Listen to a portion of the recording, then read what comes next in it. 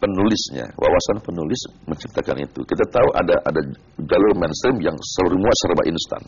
Sementara yang kita buat ini penuh dengan perenungan, pertimbangan-pertimbangan yang matang, ya kan, baik akal maupun hati kita, dan referensi yang banyak. Nah, penulis seperti ini memang sangat kurang.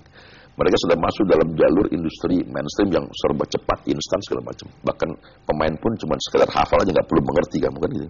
Nah, jalur ini sendiri untuk kembali kepada yang tadi, kita harus merenungkan, mempertimbangkan segala sesuatu.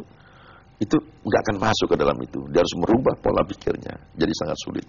Dan kalau memang mengikuti formula yang pas tadi, tidak perlu ada kekhawatiran tidak akan laku di pasaran, karena buktinya sudah laku ya. Iya, karena antara kreativitas tadi dengan konten dia menjadi seimbang, gitu.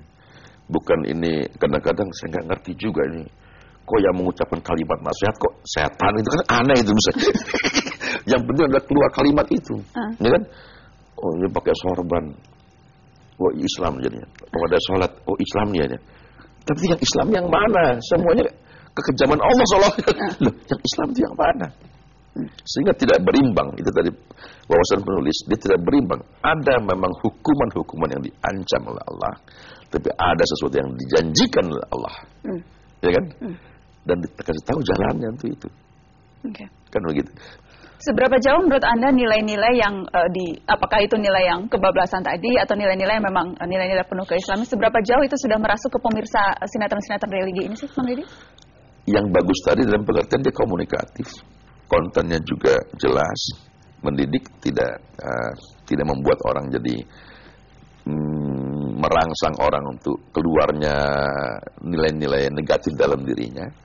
Kemudian disajikan dengan baik, komunikatif. Itu bagus.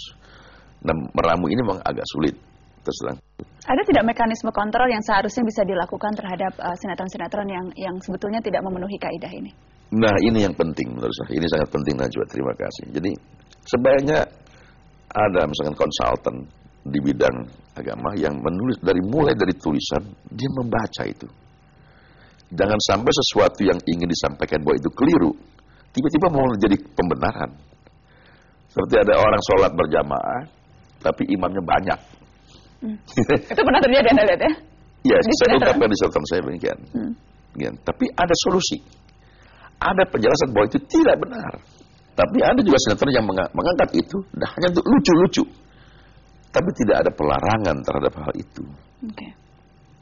Nah, sebaiknya harus jelas dengan konten-konten religi tadi, bagaimana melibatkan ulama dalam melihat film itu. Kan ada perwakilan MUI, harus tahu saya, yang sekarang ini masih ada di LSF ya? Itu di LSF. Tapi saya khawatir tidak datang karena tidak diberitahu ada film dengan konten Islam. Dan tayangnya jangan hanya pada bulan Ramadan. Dan hanya bulan Ramadan. Betul. Karena di Ramadan tanpa tayangan-tayangan film Islam sendiri pun tingkat keimanan kita umat Islam meningkat ya. Karena Ramadan bulan penuh rahmat, penuh barokah. Yang diperlukan setelah Ramadan, bagaimana mempertahankan ya kan nilai-nilai kefitrahan kita setelah Ramadan. Maka mungkin diperlukan film-film religius yang benar dalam tanda petik. Terima kasih banyak Bang Didi sudah hadir pada malam hari ini. Selamat malam. Assalamualaikum. Waalaikumsalam warahmatullahi wabarakatuh.